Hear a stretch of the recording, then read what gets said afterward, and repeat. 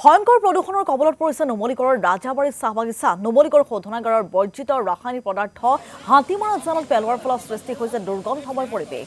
অত্যন্ত অস্বাস্থ্যকৰ পৰিৱেশৰ মাজত দিন কটাবলগীয়া হৈছে ৰজাবাৰীবাসীয়ে। শ্বাস প্ৰশ্বাসজনিত ৰোগ, চকু ৰঙা পৰা খজুৱতিৰ দৰে ৰোগত ভুগিছে অঞ্চলটোৰ একাংশটো। আৰু সবিশেষ জনাব আমাৰ সাংবাদিক বিভাস শইকীয়াই। বৰ্তমান সময়ত গুৰুত্বপূৰ্ণ হৈ পৰিছে বায়ু প্ৰদূষণ। মই উপস্থিত আছো নুমলীগড়ৰ কাষৰীয়া ৰাজাবাৰী অঞ্চলত। মোৰ সমগ্ৰ দৃশ্যাংশ মোৰ সতীৰ্থই দেখাইছে যে যি হাতীমৰা জানৰ যি নুমলীগড় শোধনাগাৰৰ পৰা যি ৰাসায়নিক দ্ৰব্য এই জানেদি পেলোৱাৰ ফলত আতংকিত হৈ পৰিছে এই ৰাজাবাৰী অঞ্চলৰ লোকসকল। মোৰ সতীৰ্থই সমগ্ৰ দৃশ্যাংশ দেখুৱাইছে যে পানীৰ যেতিয়া ওপৰেদি ফেন উফন্দি উঠিছে তাৰ পৰা এক দুৰ্গন্ধময় পৰিৱেশ হৈছে এই অঞ্চলৰ লোকসকল। স্থানীয় লোক আছে, মই স্থানীয় লোকৰ পৰা প্ৰথমে জানিব বিচাৰিম কি ক'ব এই সন্দৰ্ভত। কি ক'ব মানে আমি এটাই কৈছো যে আমাৰ আগতো আমি কৈছিলো যিহেতু আমাৰ ইয়াত কেমিকেল আহিছে, কেমিকেলটো এনেকা হৈছে আমি থাকিব পৰা নাই। যিহেতু আমাৰ ইয়ালৈ মাছলৈকে মৰিছে, মাছ পৰ্যন্ত গৰুৱে পানী খালেও মৰিছে। আমাৰ যিটো মানে ইয়াত আমি যিখিনি ৰাইজ আছো, ৰাইজে মানে কোনো থাকি অশান্তি সৃষ্টি হৈছে আমাৰ ডাঙৰ।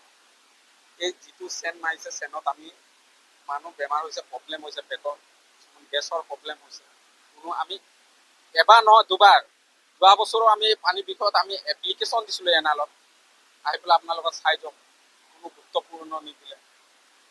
সেইটো কাৰণে এতিয়া আমি বৰ্তমান কি ক'ম আপোনালোকক, যিহেতু আমি দুৰ্ভাগ্য কৰি আছো বৰ্তমান। আপোনালোকক আমি বাৰ বাৰ মাতিলো, আপোনালোকে কোনো আহি পেলাই আমাক এবাৰো নেচালে যে এই পানীৰ বিষয়ে।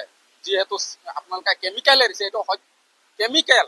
আমি কৈছো কেমিকেল কেনেকা, মই নিজে সেইদিনাখন ইয়াত যেতিয়া পানীটো বৰ্তমান এনেকা হাতত লৈ পেলাই উঠাওতে কেমিকেলটো আহি পৰিছে, গোটেই অলৰেডি কেমিকেল এইখন পানী এৰিছে এনালে পানীটো ক'ৰ পৰা আহিছে, আমাৰ যিহেতু বায়ুৰ পৰা আমাৰ পানী এইখন আহি আছে।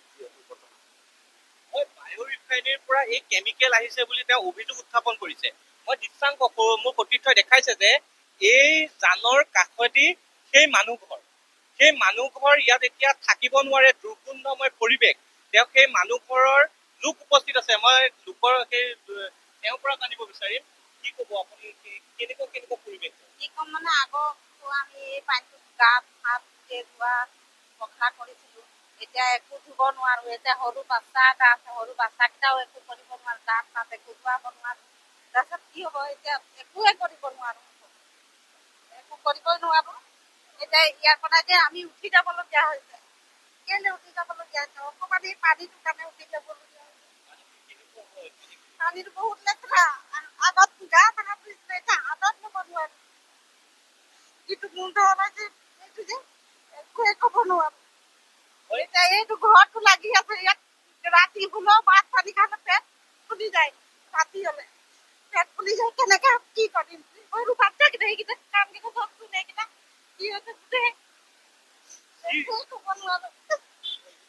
ভাগি পৰিছে যি এই প্ৰদূষণৰ বিভাস শইকীয়া, এই মুহূৰ্তত আপোনাক ধন্যবাদ জনাইছো।